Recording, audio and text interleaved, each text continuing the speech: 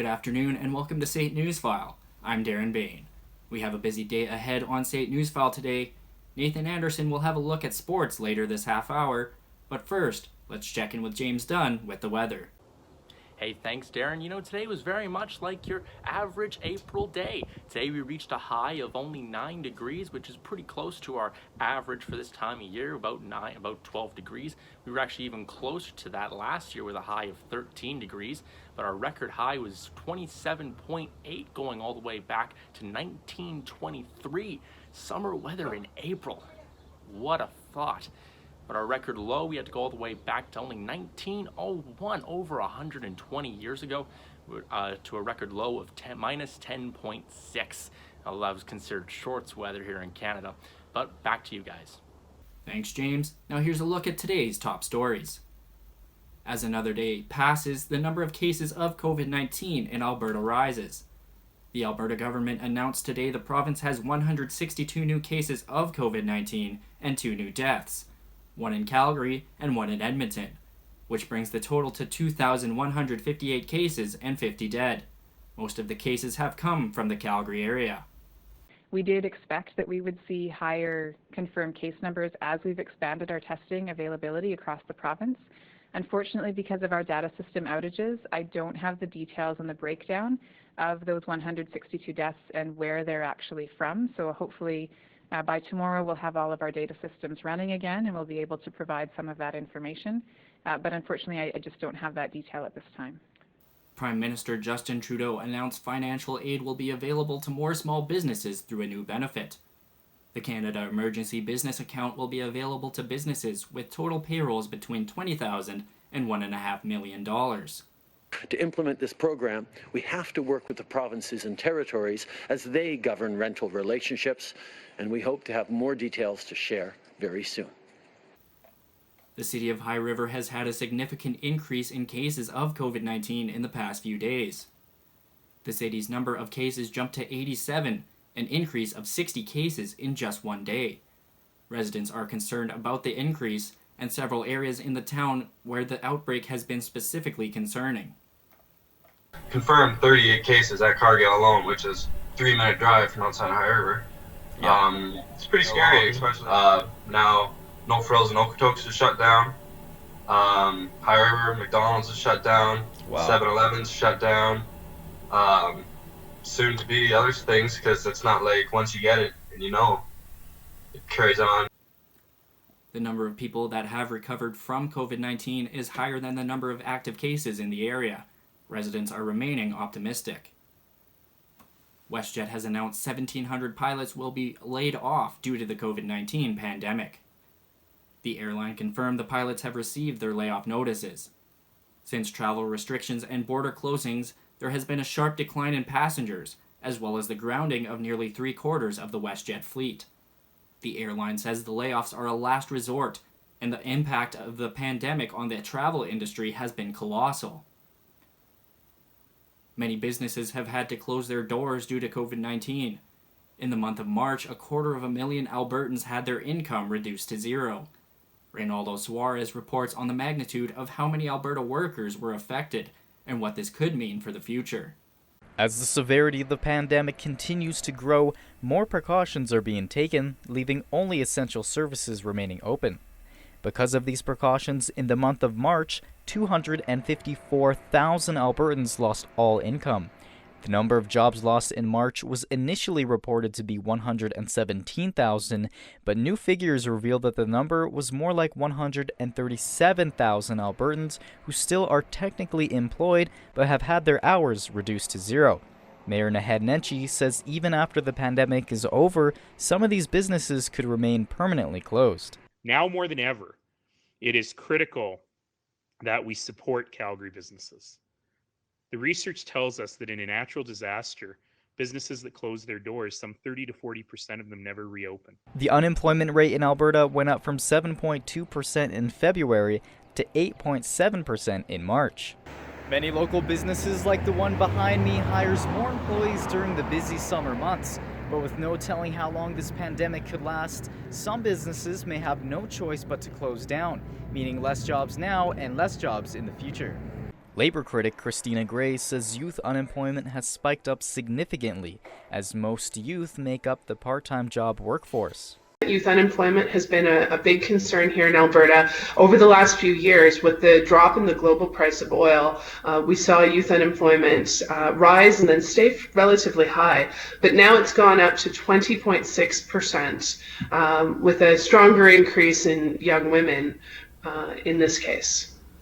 Gray also said for those Albertans that haven't been able to work because of COVID-19, they're most likely eligible for the Canadian Emergency Relief Benefit, or EI, during these hard times. While closures are expected to be temporary, the impact of the pandemic on workers could last years to come. For State Newsfile, I'm Reynaldo Suarez. The hospitality industry has been one of the hardest hit by COVID-19.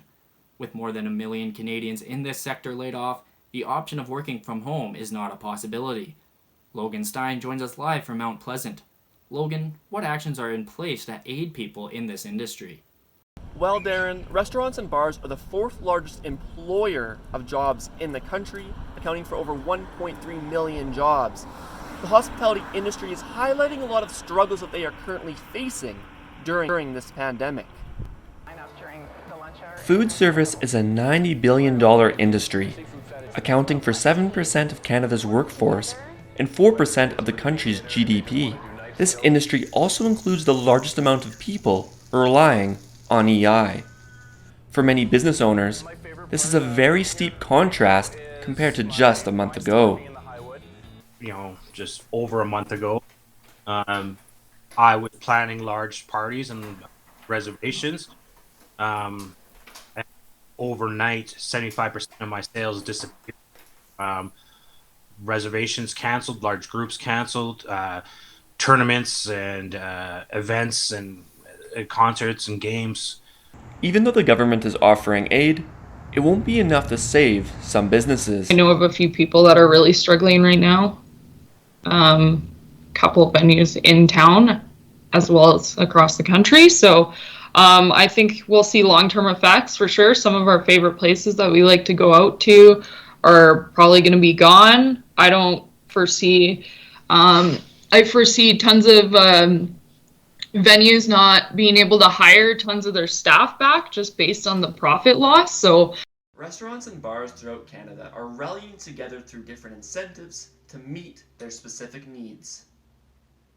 SaveHospitality.ca is just one of many incentives focused on raising awareness for local businesses.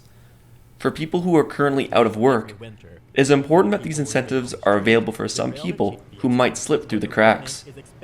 Despite the current situation, some people remain optimistic about the future. We just miss seeing everyone every day. But yeah, it's a very strong business that it will open in the future. But yeah, it was still very hard for all of us. Darren, despite the current situation, I found multiple initiatives not only in Alberta but all throughout Canada that are focusing on raising awareness for the short-term and long-term goals of the hospitality industry. Back to you. If you would like more information, go to savehospitality.ca. The Alberta government is boosting mental health funding by $53 million during the COVID-19 pandemic.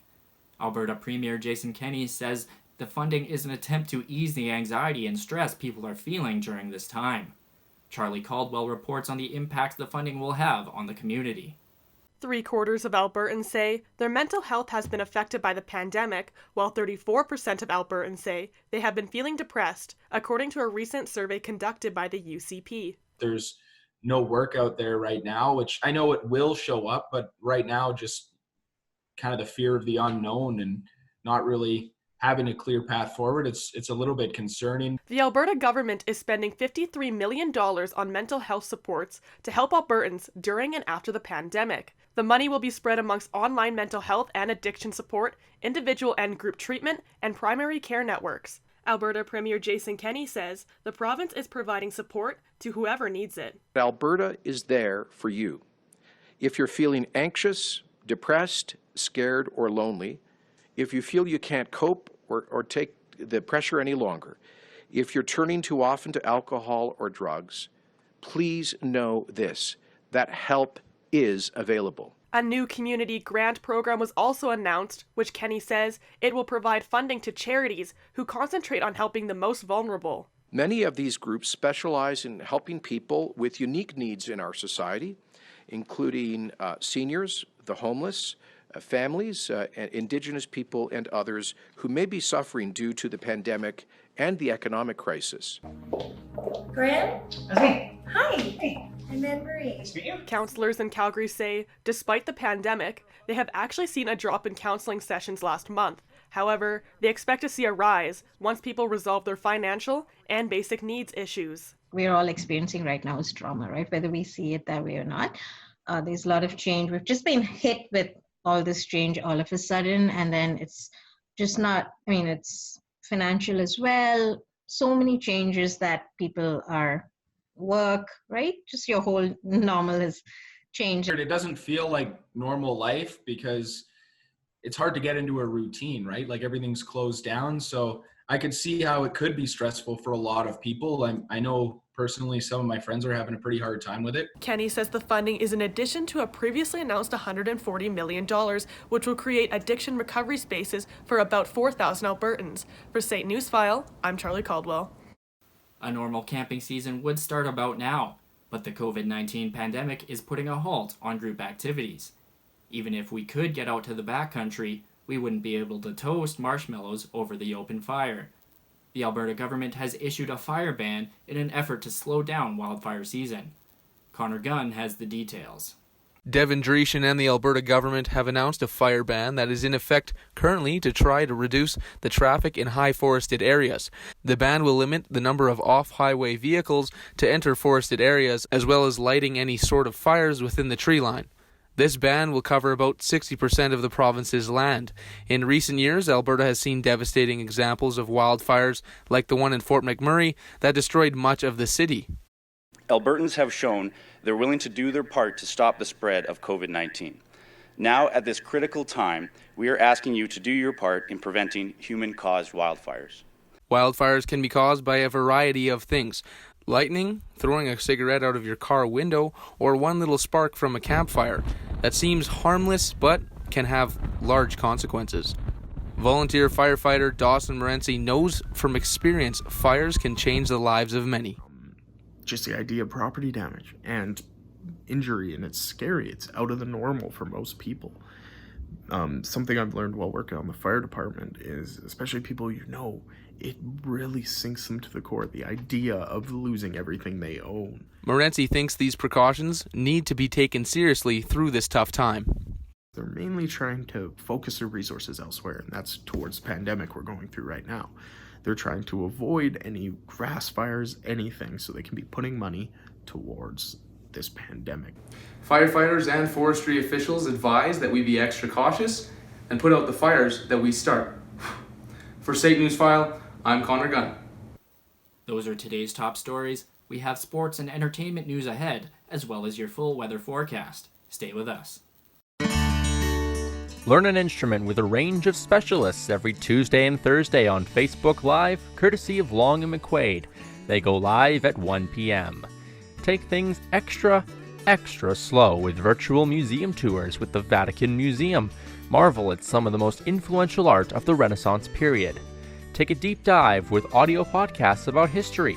The options are endless, from World War II to the Spanish flu. Listen anywhere you can find podcasts. For the people who need visuals with their history, Netflix and other streaming apps also have tons of documentaries other than Tiger King. Challenge your friends with weekly trivia contests thanks to Mercy of Whims. General Trivia runs every Saturday starting at 7 p.m. on Twitch. To quote Red Green, "We're better off married and busy than single and listless." Now is a great time to complete that honey-do list. If the women don't find you handsome, they should at least find you handy. Welcome back to St. Newsfile. Here's a look at what's happening across the country. Overall, on the western side of Canada, a bit of a mixed bag. 16 degrees in Vancouver and sunny. Beautiful conditions for you to not go outside, but actually just stare in the window. But in Edmonton, also, the wind is sort of dragging that temperature down a bit at 9 degrees, but still sunny conditions there. Then when you sort of get into central Canada and the prairie provinces, really snowy conditions, lower temperatures, 5 degrees in Regina, and 3 degrees in Winnipeg. Then when you get to the eastern side of Canada, it's not too much better either. 5 degrees in Toronto, rain-snow mix for Toronto, and Montreal, same temperature, but just snow conditions there. And Halifax and St. John, 6 degrees and 3 degrees, both experiencing a lot of that Atlantic weather. Overall, low-pressure system is coming into the country. Might stick around there for a couple more days before it kind of leaves off and goes to some other place to annoy. Let's have a look at those resorts that might not have any people in there, but they're still rocking the sun nonetheless. Palm Springs, Barbados, and Cancun all laugh in our faces while they get a lot of sun and temperatures soar close to 30 degrees. The same can be said for Honolulu, almost the 30-degree mark, while Orlando and Las Vegas are considered the cold spots of the day, with Orlando getting some rain for at least the next few days. Currently in Calgary, it's 9 degrees and mainly sunny conditions. Again, that wind is bringing down the temperature a little bit at 15 kilometers an hour. And what's next for Calgary and basically the entire province of Alberta, which we'll get to in a second, a bit of a rainy day and a little bit of a rainy weekend as well. Across the province, so far, very much near the average temperatures for this time of the year. Grand Prairie and Medicine Hat, the only cloudy places in the province at 11 and 10 degrees, but the rest of the province, sunny conditions and hovering right around that 7 to 10 degree mark also. But that sun and all those temperatures might come down a little bit once we get to the 5-day forecast, which is pretty similar when you look at Calgary and the rest of the province. Tonight, you can look at a very nice calm evening for a low of +2. Tomorrow's when, again, those showers will come for most of the province of Alberta, I should say. Lethbridge and Medicine Hat might not get it until actually Saturday morning, where Calgary will just still have a little bit of that cloud still stick around, which is the high of 5 degrees. But Sunday and Monday, it's back to average temperatures and back to a lot of sun as well. We'll take a quick break, but right after this, it'll be Nathan Anderson with sports. I had it so good. I had my own car, great grades, everything in my life was going great till I ruined it all. Little did I know, this would be my greatest mistake. Drunk driving. Lawyer fees, disappointed parents, lost car. If only I listened. Hey, you aren't good to drive home. Friends don't let friends drink and drive. Come and learn the breaking world of broadcast news.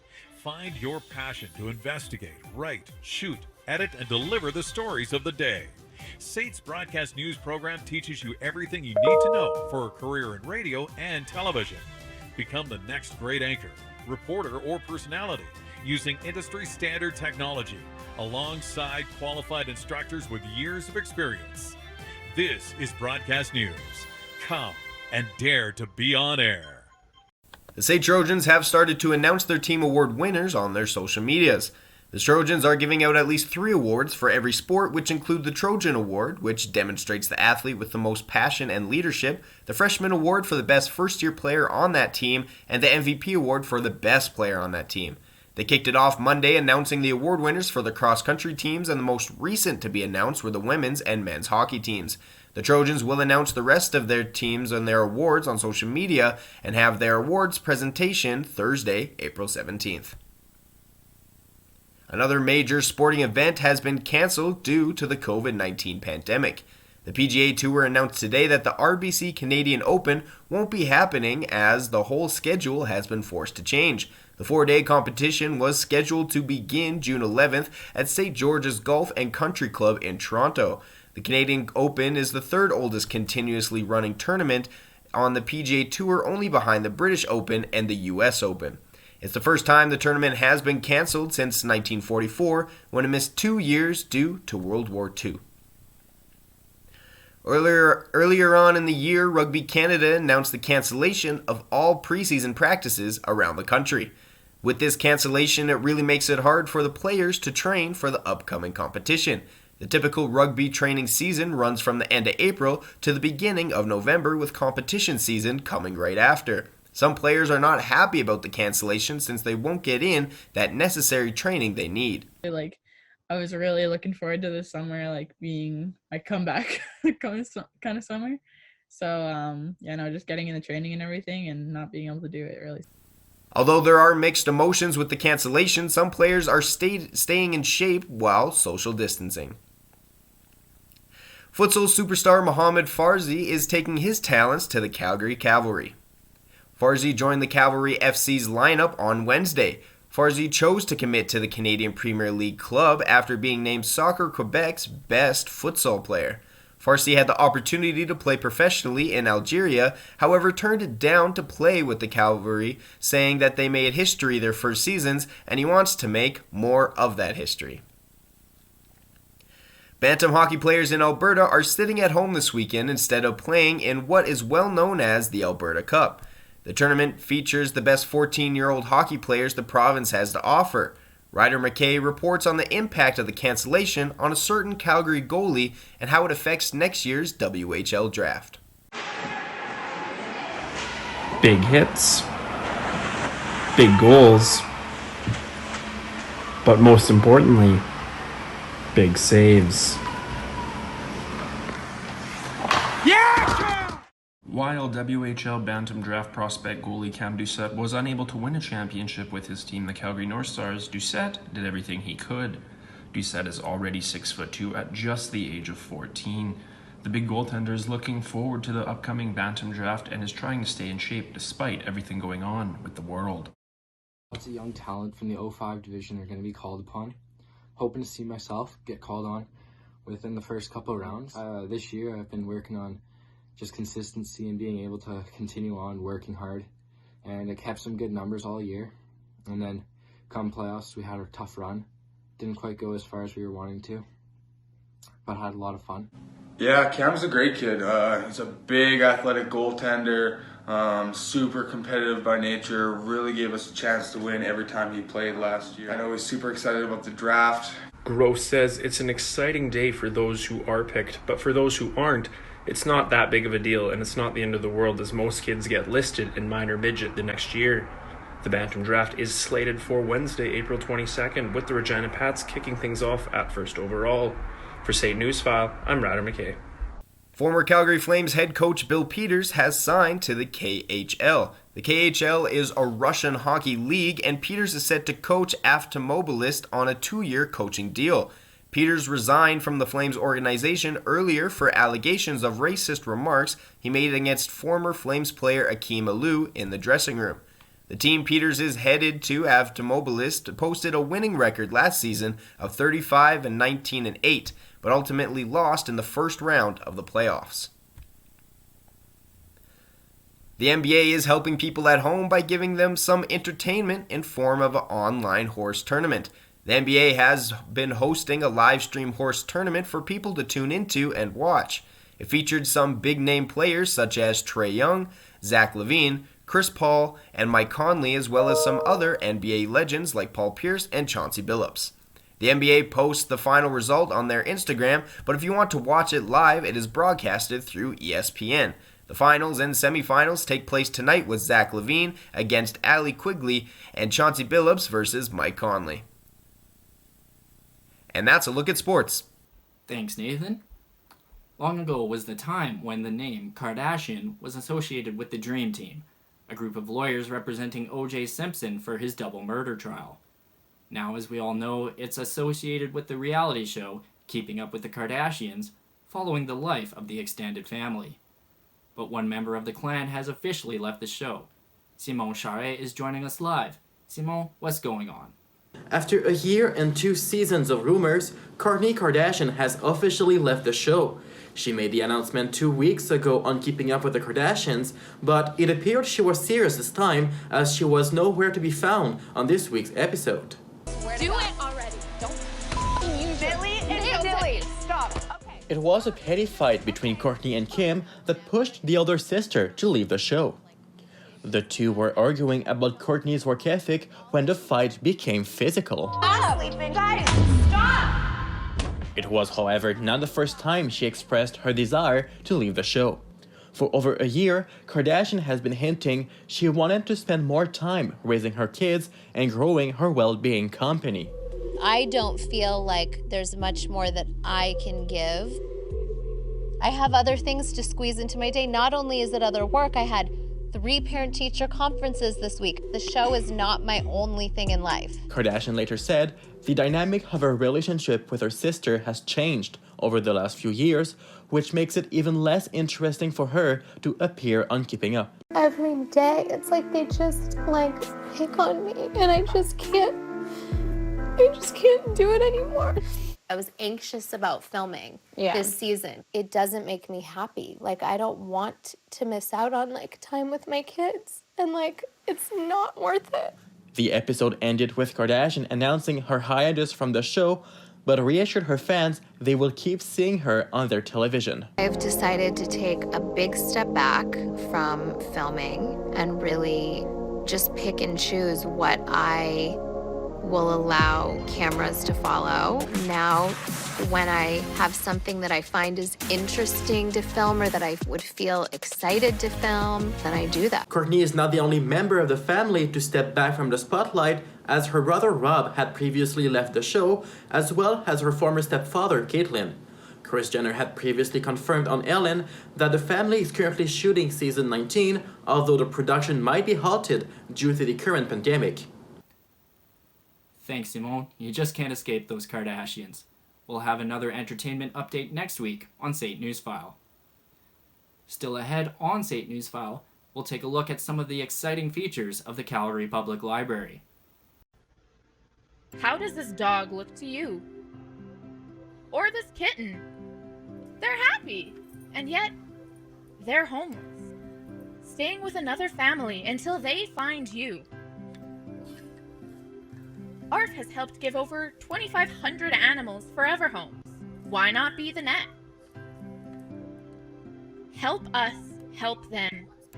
You rescue, I rescue. ARF.